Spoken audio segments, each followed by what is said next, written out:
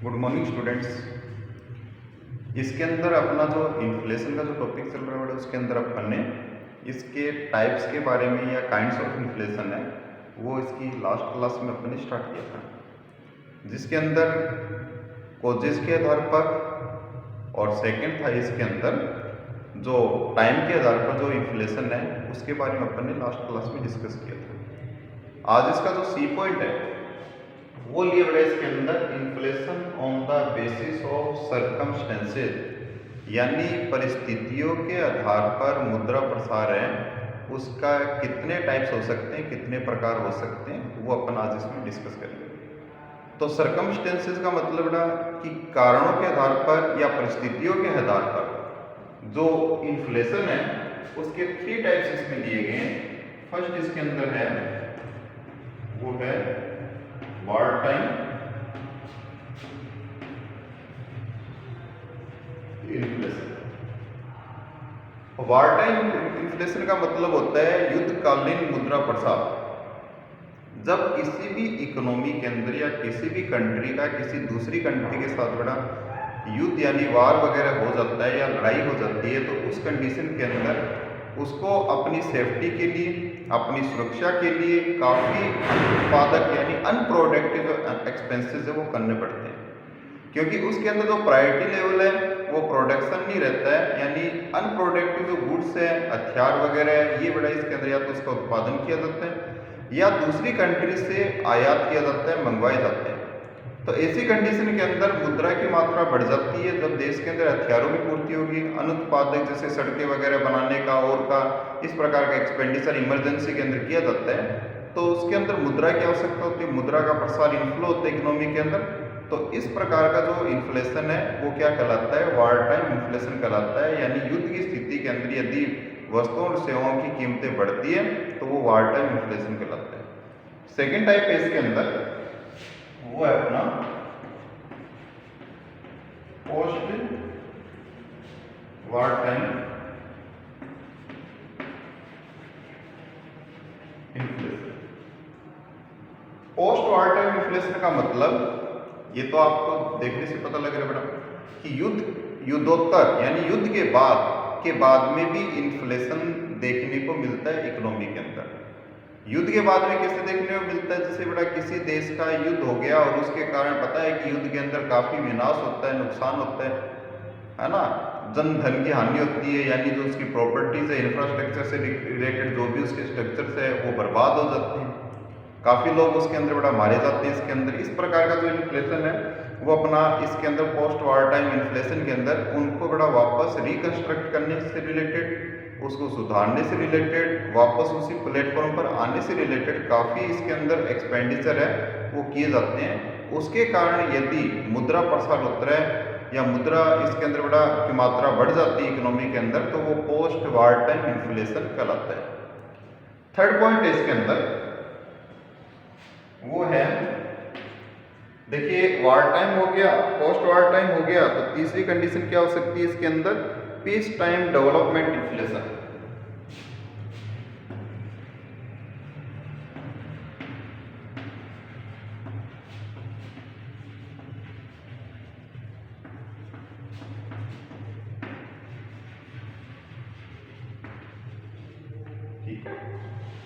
जब बड़ा शांतिकालीन समय होता है, यानी अपना किसी भी देश से किसी भी कंट्री से कोई विवाद नहीं होता है और देश के अंदर बड़ा शांति स्थिति होती है, राजनीतिक स्थिरता होती है, किसी प्रकार का उपद्रव वगैरह की संभावना नहीं होती है, तो उस कंडीशन के अंदर जो देश की सरकार है या उस इकोनॉमी के अंदर इस प्रकार के जो एक्सपेंडिचर जो इंफ्रास्ट्रक्चर से रिलेटेड है वो गवर्नमेंट के द्वारा किए जाते हैं। और जब ये इंफ्रास्ट्रक्चर या डेवलपमेंट से रिलेटेड एक्सपेंसेस किए जाते हैं तो इसके अंदर जो प्रोडक्टिव एक्सपेंसेस है वो कम होते हैं। जैसे स्कूल बना दिया, कॉलेजेस बना दिए, हॉस्पिटल बना दिए, पुल बना दिए, सड़क बना दी, रेलवे के लिए बड़ा इसके अंदर मीटर गेज है ब्रॉड गेज में कन्वर्ट कर दिया। इस प्रकार के जो एक्सपेंडिचर है वो गवर्नमेंट क्या करती है, बढ़ा देती है। जब इस प्रकार के एक्सपेंडिचर किए जाते हैं तो उस इकोनॉमी के अंदर जो इनफ्लो ऑफ मनी है वो ज़्यादा होता है, लोगों को इनकम मिलती है, रोजगार मिलता है, एम्प्लॉयमेंट मिलता है, उसके कारण उनकी इनकम बढ़ने से वो अपनी डिमांड को बढ़ा देते हैं या डिमांड करने लगते हैं। और डिमांड करने से जो कंज्यूमेबल गुड्स है या अदर गुड्स है उनकी जो सप्लाई है वो लिमिटेड है, अकॉर्डिंग टू डिमांड है, अपन अपनी सप्लाई को इंक्रीज नहीं कर सकते। ऐसी कंडीशन के अंदर जब उसकी जो सप्लाई है वो लिमिटेड है और उसकी जो डिमांड है वो इंक्रीज हो जाती है, तो वो इन्फ्लेशन क्या कहलाता है इसके अंदर, जो पीस टाइम डेवलपमेंट इन्फ्लेशन कहलाता है। ठीक है, तो ये जो सर्कमस्टेंसेज है, परिस्थितियों के आधार पर जो इन्फ्लेशन है उसके अपन 3 टाइप्स हैं वो ले सकते हैं। नेक्स्ट आता है बेटा इसके अंदर जो इन्फ्लेशन का टाइप है डी पॉइंट,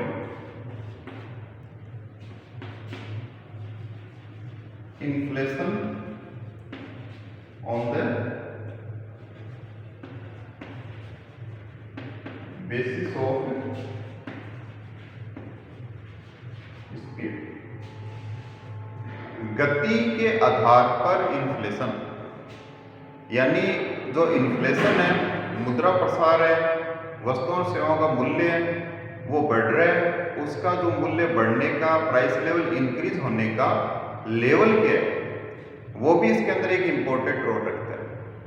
यदि इसके अंदर मान लीजिए जैसे किसी इकोनॉमी के अंदर जो इन्फ्लेशन है वो मान लीजिए जो मूल्य स्तर है, प्राइस लेवल बढ़ने का जो लेवल है वो मान लीजिए कम है, किसी इकोनॉमी के अंदर जो प्राइस लेवल का जो बढ़ने का यानी जो उसका मूल्य स्तर बढ़ने का जो परसेंटेज है वो ज़्यादा है, तो इस प्रकार के जो इन्फ्लेशंस है उनको बड़ा गति के आधार पर इन्फ्लेशन कहते हैं। ये बड़ा 8 मार्क्स के अंदर क्वेश्चन कई बार पूछ लिया जाता है। इसके अंदर इन्फ्लेशन का जो टाइप्स है यानी on the basis of speed वो एक्सप्लेन कीजिए, बताइए। तो इसके अंदर अपने अलग अलग टाइप्स हैं। यदि गति के आधार पर इसके अंदर इन्फ्लेशन देखा जाए तो इसके अंदर फर्स्ट है वो अपना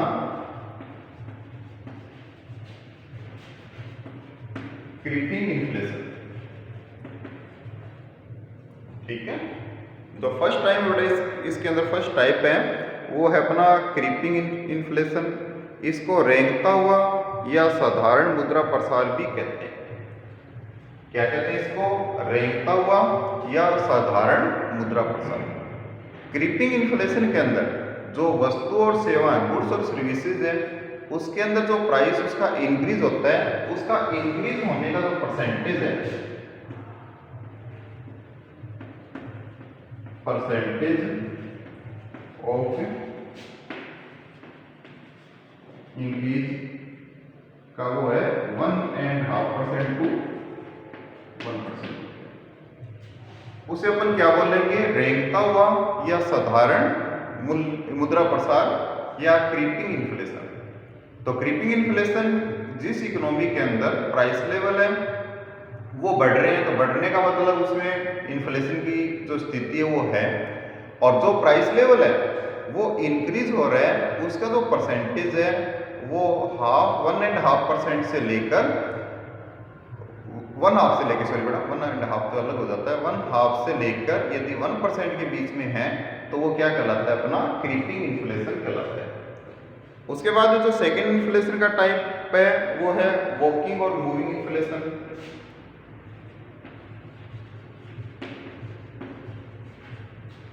और मूविंग इन्फ्लेशन।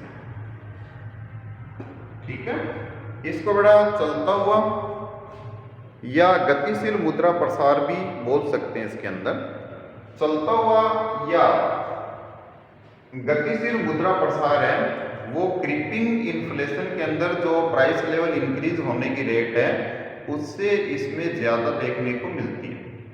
ठीक है, तो इसके अंदर जो प्राइस लेवल है वो इंक्रीज होने की रेट है वो इसके अंदर 1.5% टू 2% के बीच में देखने को मिलती है।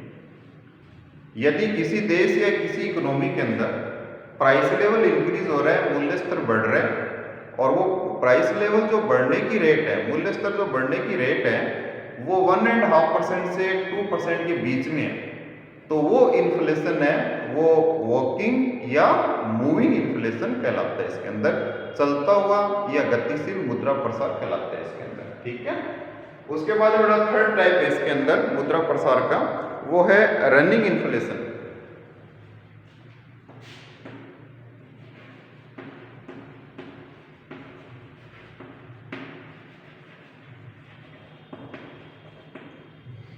रनिंग इन्फ्लेशन, इसको दौड़ता हुआ मुद्रा प्रसार भी बोलते हैं। तो जो रनिंग इन्फ्लेशन है, जिस इकोनॉमी के अंदर या जिस कंट्री के अंदर यदि रनिंग इन्फ्लेशन देखने को मिलता है तो वहाँ पे थोड़ी सी क्रिटिकल कंडीशन आ जाती है, थोड़ी सी एक प्रकार से जो स्थिति है वो विकट होने की संभावना रहती है, क्योंकि इसके अंदर जो प्राइस लेवल है वो बढ़ने का परसेंटेज है वो दोनों से यानी क्रीपिंग और जो वॉकिंग जो इन्फ्लेशन है उससे ज़्यादा होती है।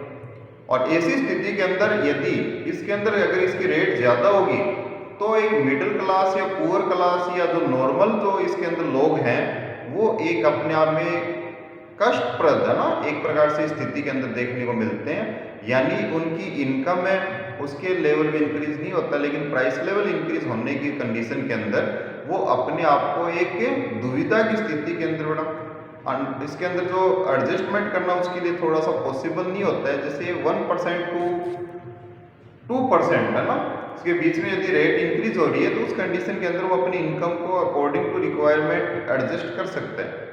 लेकिन इसके अंदर जो वॉकिंग इन्फ्लेशन है, दौड़ता हुआ जो इन्फ्लेशन है, उसके अंदर जो इंक्रीज रेट है वो इंक्रीज रेट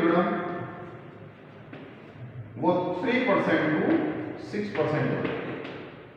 और जब किसी इकोनॉमी के अंदर यदि इन्फ्लेशन की रेट यानी इसके अंदर रनिंग इन्फ्लेशन है, दौड़ता हुआ मुद्रा प्रसार है, तो ऐसी स्थिति के अंदर उसकी जो रेट है वो 3 से 6% होती है। और जिसकी निश्चित आय यानी जिसकी एज है सैलरीड पर्सन मान लीजिए है ना, या और कोई ऐसा पर्सन जिसकी आय है वो अकॉर्डिंग टू लेवल इंक्रीज नहीं होती है, प्राइस लेवल के अकॉर्डिंग इंक्रीज नहीं होती है, तो ऐसे लोग हैं वो एक प्रकार से इसके अंदर दुविधा की स्थिति के अंदर यानी कष्ट की स्थिति के अंदर देखने को मिलते हैं। ठीक है, तो ये बड़ा इसका थर्ड टाइप है इसके अंदर रनिंग इन्फ्लेशन। उसके बाद जो नेक्स्ट है इसके अंदर वो है गलोपिंग इन्फ्लेशन।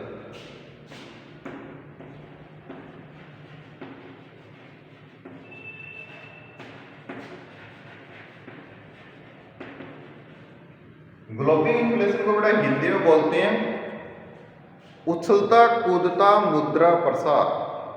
ठीक है, उछलता कूदता मुद्रा प्रसार का मतलब है कि जो इसके अंदर जो रेट ऑफ इंक्रीजिंग है यानी प्राइस लेवल इंक्रीजिंग की रेट है वो इंक्रीज रेट पर इसके अंदर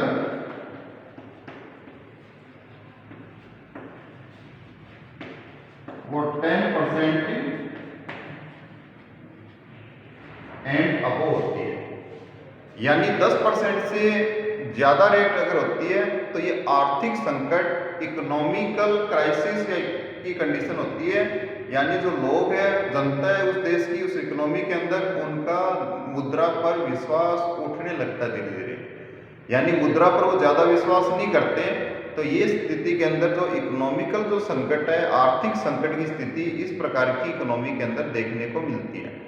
यदि किसी इकोनॉमी किसी देश के अंदर यदि इन्फ्लेशन मुद्रा प्रसार है वो बढ़ने की जो रेट है वो यदि 10% या उससे ज़्यादा है तो वहाँ पे आर्थिक संकट देखने को मिलता है। प्रत्येक व्यक्ति चाहे वो मिडिल क्लास हो, लोअर क्लास हो या अपर क्लास हो, अपने आप को एक संकट स्थिति में मिलता है या अपने आप को एक संकट स्थिति में देखता है। उसके बाद में लोगों का जो मुद्रा है उस पर ज़्यादा विश्वास नहीं रहता है, क्योंकि उसकी जो स्थिति है इकोनॉमी की वो एक प्रकार से डिफिकल्ट कंडीशन के अंदर होती है।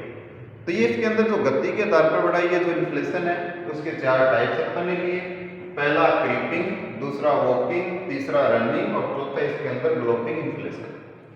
अगर बड़ा ये चारों टाइप के इन्फ्लेशन देखें तो इन इन्फ्लेशंस को देखने से अपने को कुछ रियलाइज होता है, ये अपने रियल लाइफ का भी कोई एग्जांपल है क्या, यानी जो एक प्रकार से स्पीड के आधार पर जो इन्फ्लेशन के टाइप्स लिए मैंने इसके अंदर देखिए क्रीपिंग इन्फ्लेशन, वॉकिंग इन्फ्लेशन, उसके बाद में रनिंग और उसके बाद में ग्लोपिंग इन्फ्लेशन, ये इन्फ्लेशन के टाइप्स लिए हैं। तो इन टाइप्स के अंदर बेटा आपको कुछ लगता है कि ये टाइप्स हैं वो किस प्रकार के टाइप हो सकते हैं, अपने ऊपर कोई टाइप्स है वो लागू होता है क्या?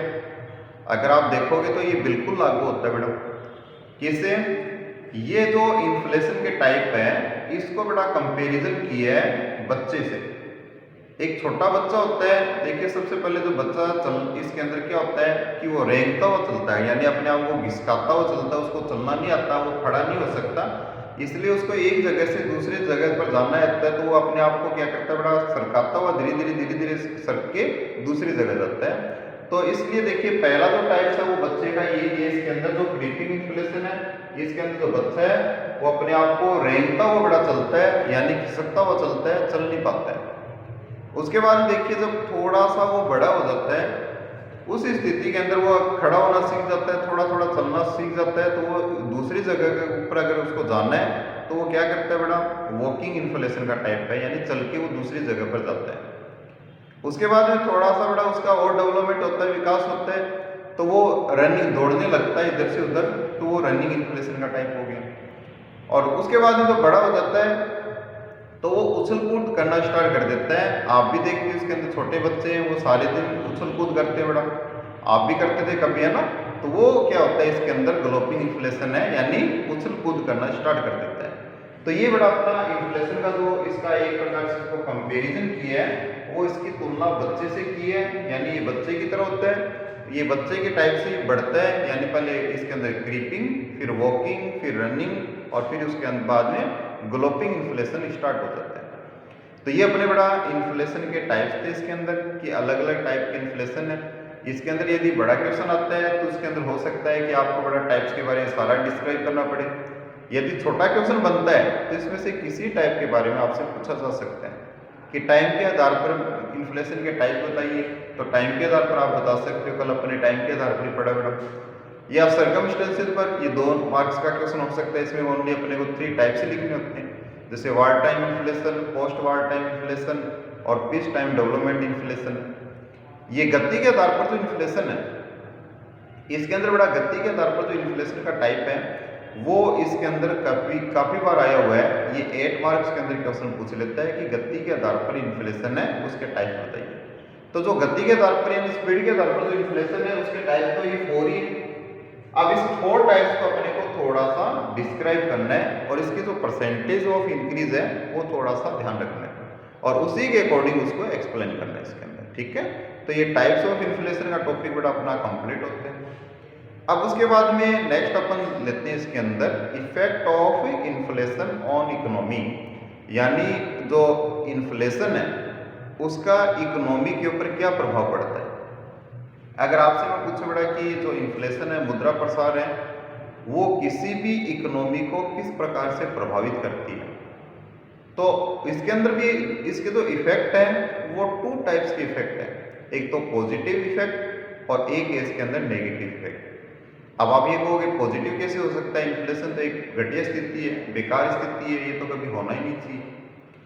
तो जो इन्फ्लेशन है बेटा वो इकोनॉमी के लिए जरूरी भी है। यदि इन्फ्लेशन नहीं होगा, मुद्रा प्रसार नहीं होगा, तो ऐसी स्थिति के अंदर जो डेवलपमेंट की जो स्थिति है वो देखने को नहीं मिलेगी। यानी जो प्रत्येक जो प्रोड्यूसर है या मैन्युफैक्चरर है वो ये चाहता है कि मेरा जो प्रोडक्शन है उसका जो प्राइस लेवल है वो इंक्रीज हो, और ज़्यादा प्राइस के ऊपर वो ज़्यादा सप्लाई करना चाहता है। यदि उसका प्राइस लेवल इंक्रीज नहीं होगा तो वो प्रोडक्शन को उसी लिमिट तक रखेगा जिस लिमिट पर उसको बना रहा है। अगर उसको पता लग गया कि उसका जो प्रोडक्शन है उसकी जो रेट है वो एक टाइम के बाद में इंक्रीज हो रही है, बढ़ रही है, तो ऐसी स्थिति के अंदर उन गुड्स का जो प्रोडक्शन है वो ज़्यादा करना स्टार्ट कर देगा, और ज़्यादा प्रोडक्शन करने का मतलब उसको ज़्यादा प्रॉफिट अर्न होगा। ज़्यादा प्रॉफिट अर्न होगा तो वो डेवलपमेंट से रिलेटेड, प्रोडक्शन से रिलेटेड और एक्टिविटी को करेगा, और एक्टिविटी को करने का मतलब इससे गुड्स और सर्विसेज का प्रोडक्शन है वो बढ़ेगा। तो इसके लिए प्रोडक्शन को इंक्रीज करने के लिए या ओवरऑल डेवलपमेंट करने के लिए जो प्रोडक्शन है या इन्फ्लेशन है वो जरूरी है। अब मान लीजिए कोई व्यक्ति जॉब कर रहा है, तो जॉब करने वाला व्यक्ति चाहता है कि मेरी इनकम है वो इसके अंदर स्टेबल नहीं रहे, हर साल उसको कुछ इंक्रीमेंट मिले, कुछ एक्स्ट्रा इनकम प्राप्त हो, कुछ उसकी सैलरी हाइक हो, तो वो भी बड़ा इन्फ्लेशन के कारण पॉसिबल है। यदि इन्फ्लेशन नहीं होगा, प्राइस लेवल नहीं बढ़ेगा, तो कभी भी इन्फ्लेशन की कंडीशन के अंदर उसकी सैलरी वो ज़्यादा नहीं होगी, उसी के ऊपर स्टेबल हो जाएगी। देखिए आप सैलरी एड के अंदर बड़ा इनकम टैक्स में पढ़ते हो, एक डीएनएस अलाउंस होता है। तो डीएनएस अलाउंस है वो क्यों मिलता है? उसका कारण ये है कि हर साल जो परसेंटेज ऑफ इसके अंदर बड़ा जो अपनी है प्राइसेस है वो इंक्रीज होते हैं, यानी जो गुड्स और सर्विसेज की प्राइस है वो बढ़ जाती है। और गुड्स और सर्विसेज की जो प्राइस बढ़ने की वजह से क्या होता है कि इसके अंदर जो उसको सैलरी मिलती है जो फिक्स होती है उतनी सैलरी के अंदर उसका काम नहीं चलता है, इसलिए डीए वो हर साल इंक्रीज हो जाता है, क्योंकि बेसिक पे है उसके अंदर नॉर्मली गवर्नमेंट या उसका जो भी एम्प्लॉयर है वो इसको बढ़ाती नहीं है, क्योंकि अकॉर्डिंग टू सर्विस कंडीशन, यानी जब उसने सर्विस को ज्वाइन किया था उस समय उसको जो एग्रीमेंट हुआ उसके अकॉर्डिंग पे होता है। लेकिन अगर उसकी मान लीजिए उतना सैलरी के अंदर काम नहीं चल रहा है तो उस कंडीशन में उसको डीए दिया जाता है, और जब डीए दिया जाता है तो वो डीए एक परसेंटेज के अकॉर्डिंग इंक्रीज होता है, एक लेवल के अकॉर्डिंग इंक्रीज होता है। तो इसलिए क्या है कि इसका कुछ पॉजिटिव इफेक्ट भी है और कुछ इसके नेगेटिव इफेक्ट भी है। एज ए कंज्यूमर हमेशा बड़ा संकट की स्थिति होती है, नेगेटिविटी की स्थिति होती है, क्योंकि कंज्यूमर है यदि प्राइस लेवल निरंतर बढ़ता रहेगा तो उसको अपना हमेशा एक्स्ट्रा पेमेंट ही करना पड़ेगा, उसको जो इनकम है जो उसकी सेविंग्स है वो हमेशा डिक्रीज होती रहेगी। क्यों? क्योंकि प्राइस लेवल बढ़ने से उसका एक्सपेंडिचर इंक्रीज होगा, एक्सपेंडिचर इंक्रीज होगा तो उसके लिए उसको ज़्यादा पे करना पड़ेगा, और ज़्यादा पे करने पड़ेगा तो उस कंडीशन में उसकी फिक्स इनकम होने की वजह से उसके लिए वो ज़्यादा सेविंग्स नहीं रख सकता, उसकी सेविंग्स है वो कम रहती है। और उसके लिए बड़ा क्या है कि उसके अंदर फ्यूचर के अंदर वो अपने आप को एक कष्ट की स्थिति में देखता है, क्योंकि आज की भी सेविंग्स है वो उसके फ्यूचर में काम आएगी। फ्यूचर के अंदर जो भी उसका रिक्वायरमेंट है, जो भी उसका लाइबिलिटीज है या रिस्पॉन्सिबिलिटीज है उसको पूरा करने के लिए वो अपनी एक सेविंग करता है, इनकम का एक पार्ट सेव करता है, बचाता है, तो वो सेव नहीं कर पाएगा। ऐसी स्थिति के अंदर वो अपने आप को कष्ट की स्थिति के अंदर देखते हैं। तो जो इन्फ्लेशन है उसका जो इफेक्ट है बड़ा वो पॉजिटिव इफेक्ट भी है और नेगेटिव इफेक्ट है, यानी एक वर्ग है उसके ऊपर ये पॉजिटिव इफेक्ट डालता है और एक वर्ग है उसके ऊपर ये नेगेटिव इफेक्ट डालता है। तो नेक्स्ट जो इसका पार्ट है वो अपना है इसके अंदर इफेक्ट ऑफ इन्फ्लेशन। तो इफेक्ट ऑफ इन्फ्लेशन के अंदर दो प्रकार के इफेक्ट है, एक तो पॉजिटिव और एक नेगेटिव इफेक्ट। ठीक है,